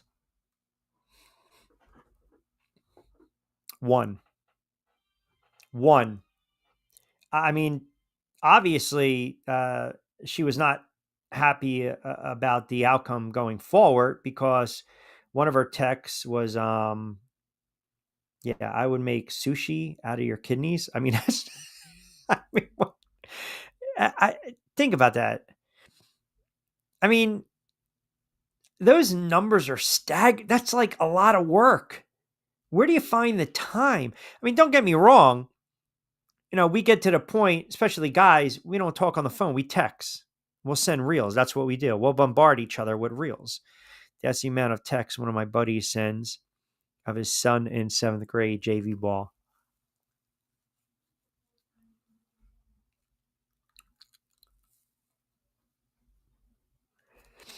$5:35.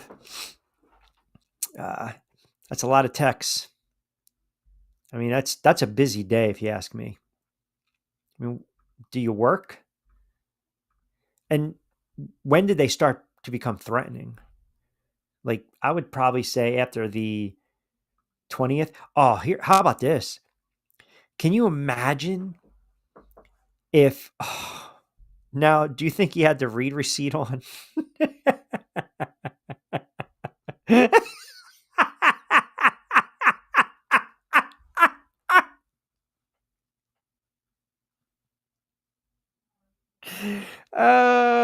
By the way, we have a rule on the show. What happens on the show stays on the show. We have a rule. That's always been a rule. From 4 to 6, 3 to 6, 4 to 7, 3 to 7, doesn't matter. Does not matter. Whatever occurs during on-air hours stays in between that time slot. I'm just throwing it out there because some people have poor etiquette. Period. They have poor etiquette. And I know what they do. They like to sit back and they like to do a little witchcraft and they like to stir it. It's not happening. Not happening.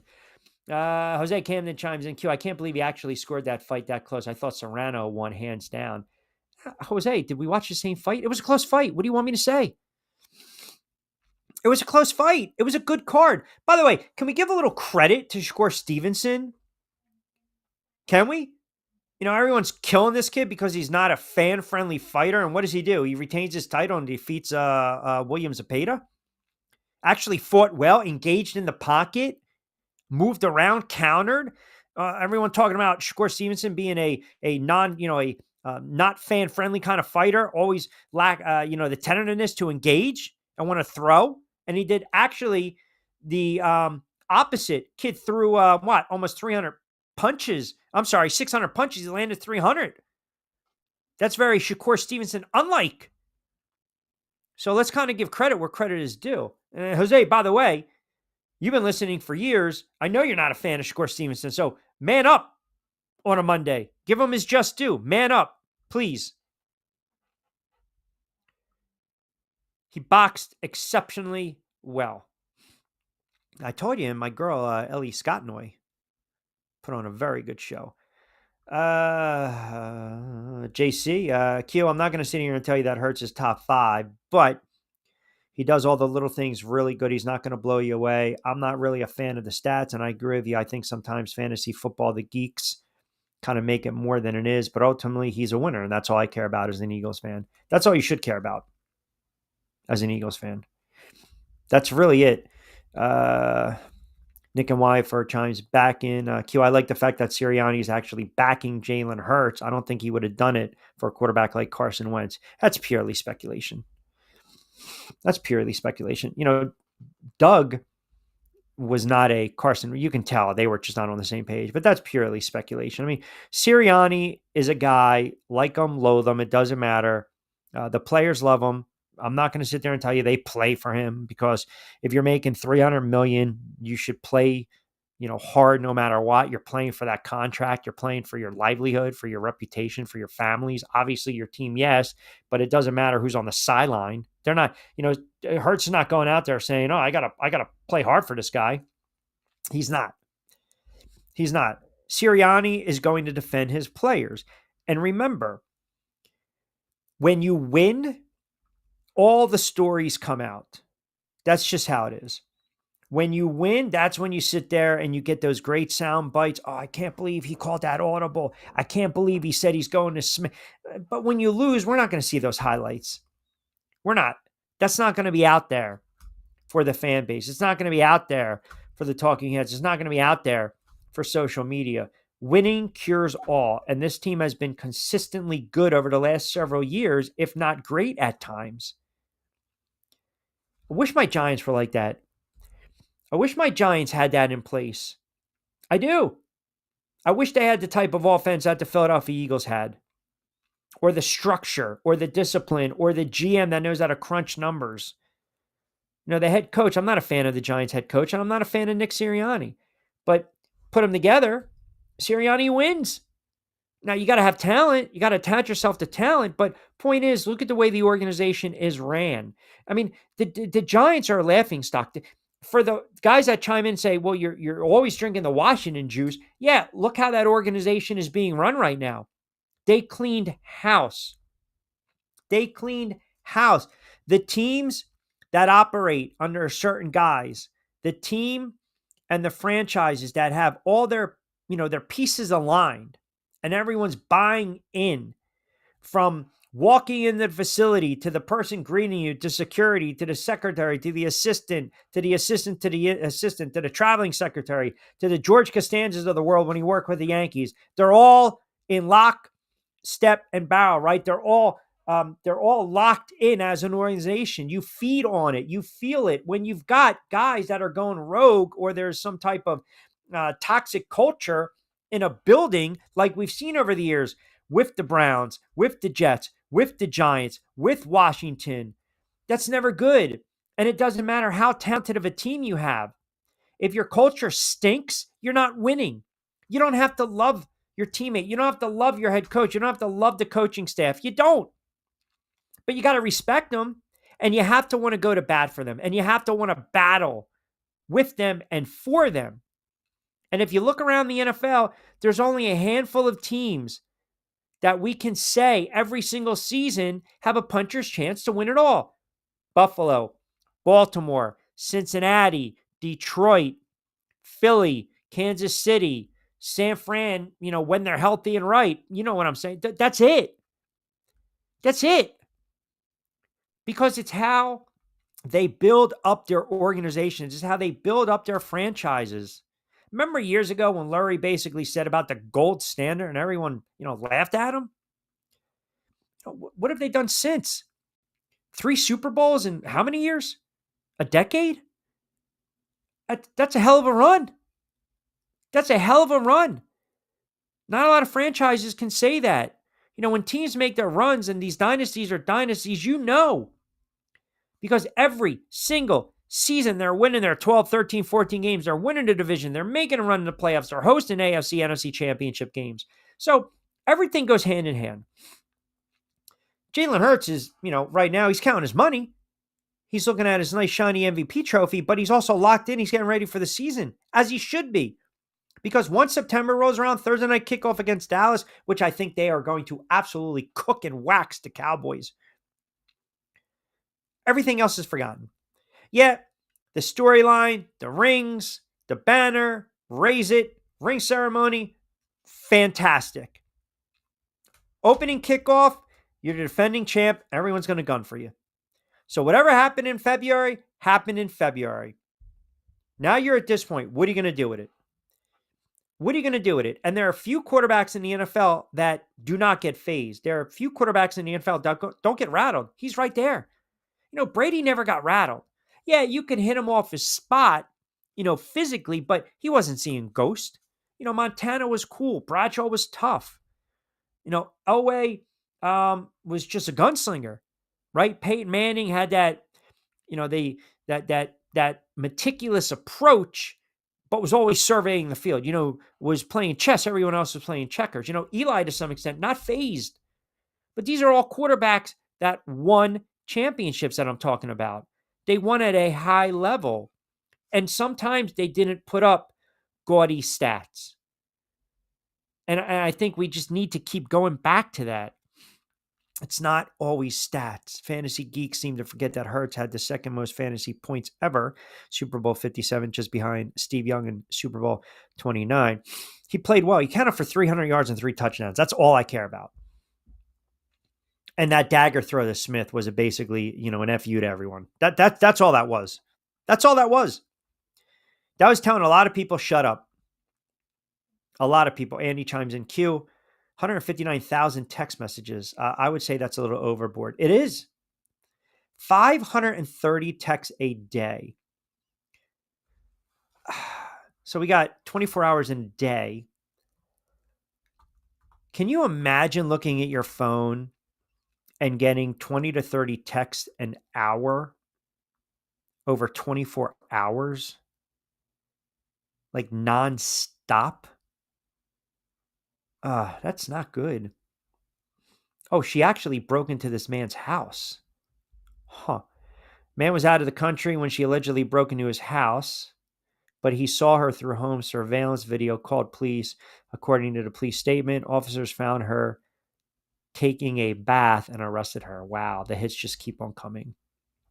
So we got felony charges, correct?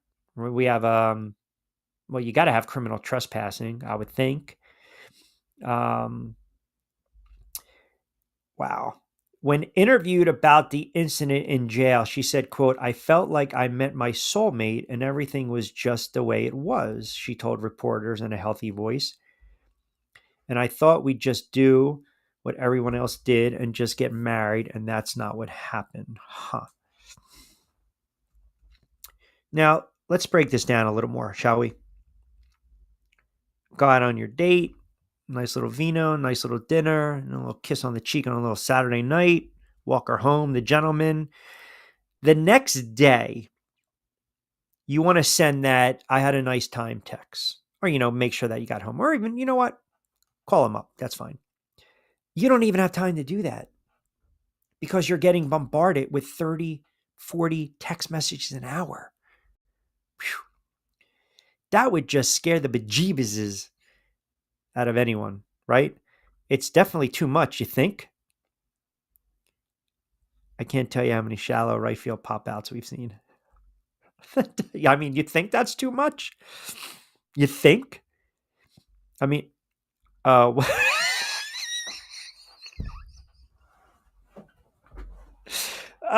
man is, oh my goodness. We need to take you on a Wednesday and give you a Woosah Wednesday. Q, what are XP points and why do I need them? They appear next to the name on the YouTube comment. What are you asking me that for? I don't know.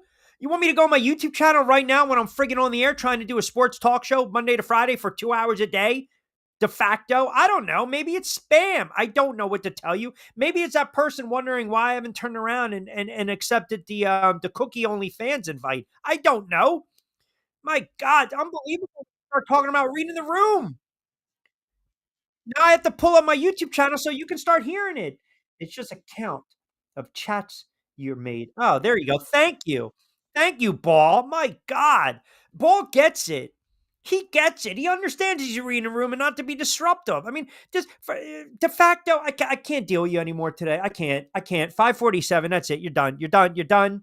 You're done. You're out today. You're out on a Monday. That's it. I mean, you're asking me what the hell's going on in the YouTube channel. I don't know. I have no idea. I got invites for cookies only coming over here. We got a Mount Rushmore of cookie. People are pissed off that I didn't mention the friggin' gingerbread cookie. I don't know about the gingerbread cookie. It's like a top 5, top 10. Utterly ridiculous. I got the madman shooting off, shots left and right, which, by the way, are funny, but still. Trying to do a job over here. Do I go to your office and tell you how to do your job? Do I? Am I disruptive? No. Absolutely not. Unbelievable. I mean, it's really, really perplexing, to be quite honest with you. It really is. Oh my God. It's a good thing it's not a Wednesday. It really is. It's a good thing it's not a Wednesday. Rob chimes in Glasgow, Delaware. Q, I am pumped for my, quote, Washington Commanders. I actually think they're going to win the NFC East, and shame on those Eagles fans for dismissing Jaden Daniels. I don't know if that's with sarcasm, passive aggressive. Loyal listeners notice everything that is new today. Yeah, I mean, I give you credit, man. You're locked in, but still. FYI, I am winning.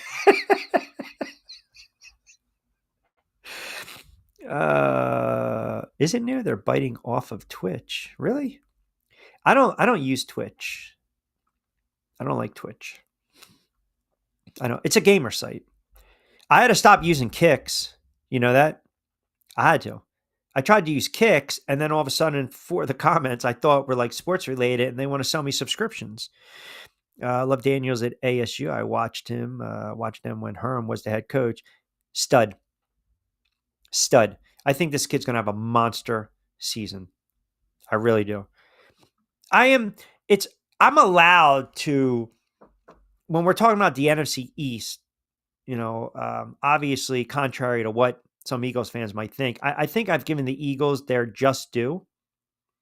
Ball, I'm not even going there. I will take your word for it. I'm sure the madman will also entertain that comment as well. The first part, yes, I was not aware of the second part, but thank you for letting the audience know that. So I'm giving Washington their just due. I am. And maybe they take a step back. Maybe they do. Maybe they do. Maybe they don't make it to the NFC Championship. Hell, maybe they missed the playoffs. But what I'm saying is they're going to be a very tough team to deal with over the next 5, 6, 7 years in the NFC East. That's all I'm saying. The NFL is cynical. You can be down for a long time, and all of a sudden, you turn around. Madman can turn. All right, you confirm. That's fine. Got to find a way to get some of that in some money. You guys are pieces of work. All I'm saying is eventually it's cynical. Teams can flip. They can do a 180. They can be bad for a long time. They can, have a couple big signings. They can get the benefit of a soft schedule, weak schedule. They can get a top 5, 6, 7 draft pick. They get a franchise quarterback, and they turn it around. Washington's one of those teams. We saw it with the Lions. Obviously, they pulled the trigger for a veteran quarterback. Cincinnati, we saw it once they got Burrow. Here we go. I mean, it just happens. Patrick Mahomes sitting behind Alex Smith. Boom. So, enjoy it. Enjoy the Super Bowl win. But as soon as the season kicks off for the Eagles fans on Thursday night against the Dallas Cowboys, after all the hoo-hoo-ha and all that other nonsense of smoke and mirrors, you're not going to be the hunters. You will be the hunted, because you're defending Super Bowl champs. Everyone's going to try to knock you off. Everyone's going to give you your best punch. There is a sentiment, okay? There's a sentiment that the Eagles fans or the Eagles are, they're not a likable lunch. They're not a likable bunch. They're not. They're an arrogant team, but they won. They backed it up. Everyone is going to wait for them to fall on their heinies. They are. They're waiting, and everyone's going to gun for them, period. Right? 99 Rams, 1 train and 1 blown chip. Yeah. Yep. It's a great point. And remember too, that 99, so when they beat the Titans, the next season they come back and had that down year, and they lost that wild card game to the Saints. I mean, it's just, and even if you go back, that team started what were they in 1998? They won 3 games. They won 4 games. And then look what happens. Now, granted, Trent Green goes down, Dick Vermeil crying, preseason, we will rally around Kurt Warner and we will play good football. He came out of nowhere. And that was a dominating team. I mean, they raced out of the gate 6-0, then they lost 2, then they ripped off another 4 or 5 in a row. And let's be honest, aside from that Tampa Bay game, yes, the Super Bowl was a great defensive game. They, that high-scoring game against Minnesota they couldn't stop them. That was like what the Eagles did to Washington. That's like what Washington did to Dallas. That game, the Rams, Minnesota had no answers. Even when they were trying to come back and they were throwing haymakers, the Rams just sat back there. Kurt Warner, here we go. I'm going to sit in the pocket and just, boom, boom, boom. By the way, you remember the quarterback for the Vikings that year? Jeff George.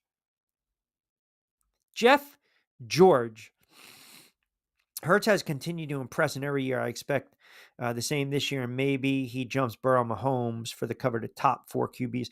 Who cares if he jumps them? I think this is a down year for Kansas City. I really do. I'm not going to tell you that they're, quote, cooked. I already told you I like Denver coming out of the AFC West, but I think this is the year where we start to see Kansas City gets old.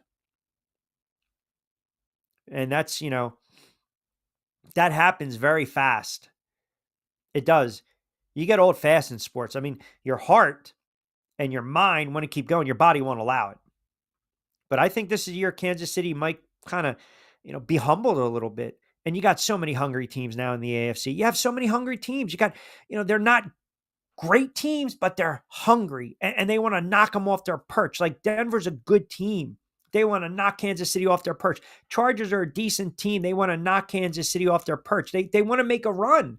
Cincinnati's trying to fix that defense. Buffalo wants to get over that hump. You got a great quarterback and questionable head coach, but an all-time great. And Allen, you got some offensive playmakers. You just need to get over that hump.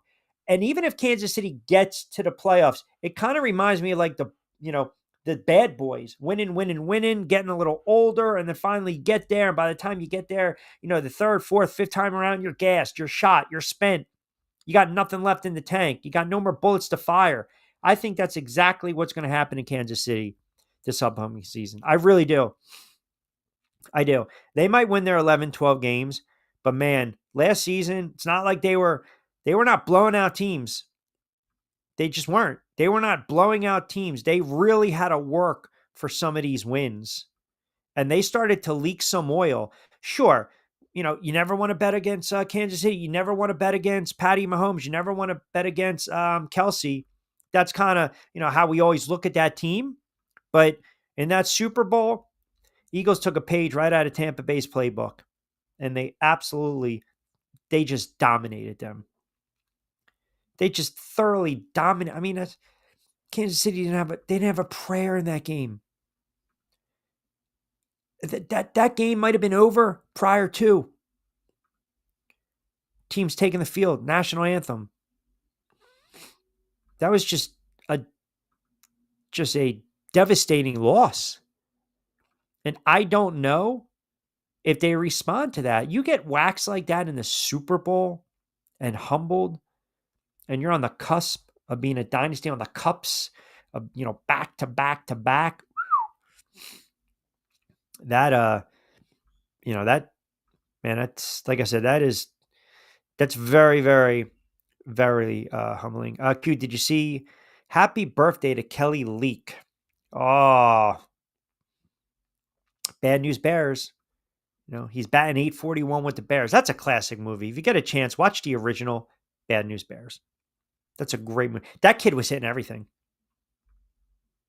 That kid was hitting everything back in the day. I mean, he was just fastball, slider, curveball. Doesn't matter what Boilermaker was throwing at him. Doesn't matter what Tatum O'Neal was throwing at him. That kid was just absolutely on fire. I did not know. Happy birthday. Good for him. I think he was nominated for an Academy Award once too. Go figure, right? All right. Good stuff with the cookie list. Some of you guys are still laughing. Some of you guys are actually still sending me in the top 5. We got to go with those pink and green ones. I think they sneak in the top 5. The Milanos I'm fine with. The black and white Oreos, that's fine. And the Thin Mint. That's kind of how I round it out. I think it's a competitive list. I think it's a tasty list. I think you can't go wrong with any type of cookie in that regard. Let me get in one more. Mary chimes back in Delaware, actually in Lower Delaware, Cape Henlopen, which I always used to butcher when I was on the air. She says, Q, that is a lot of text messages. I dated a guy for 6 months. We wound up getting married, and I haven't texted him since. I think, is that a joke? Man might have a run at the jokes. All right. There we go. Mrs. Fields mall cookies were great. Mrs. Fields in the Morristown Mall and the Cherry Hill Mall, I think there was the shop right next to Auntie M's Pretzels, which if you got those pretzels, you had to have 1,000 napkins because as soon as you stuck your hand in there and you got the butter and then you put it on the steering wheel, accidents were bound to happen, my friend. You know it, and I know it. All right, got to start wrapping up. Good stuff with the comments. Back in the saddle tomorrow. Lloyd Vance in the 5 o'clock hour. John Marshall, a little NBA Summer League. You as well. We'll continue with or Steve Gardner tomorrow. Baseball talk as well. Midsummer Classic. We'll get into the trade deadline. Keep them rolling. Keep them rolling. Keep them rolling. Yes, we will go pretzel talk for another day. A lot of parking meters down there in Florida with pretzels, are there not? All right, good stuff as always. You guys are fantastic. I appreciate you tuning in for 2 hours with the comments. Just absolutely love it. Have a good Sports Monday. As always, don't forget, get social with us. Follow along TriX57 on all social media platforms. You can follow me at RichQ on Q, on TikTok, RichQ on the mic. And as always, a Monday, a Lunes Manolo Mentioso. Man Up Monday edition, powered by our good friends over at TriX57. Have a good Sports Monday. Be safe, be sound. We will be back.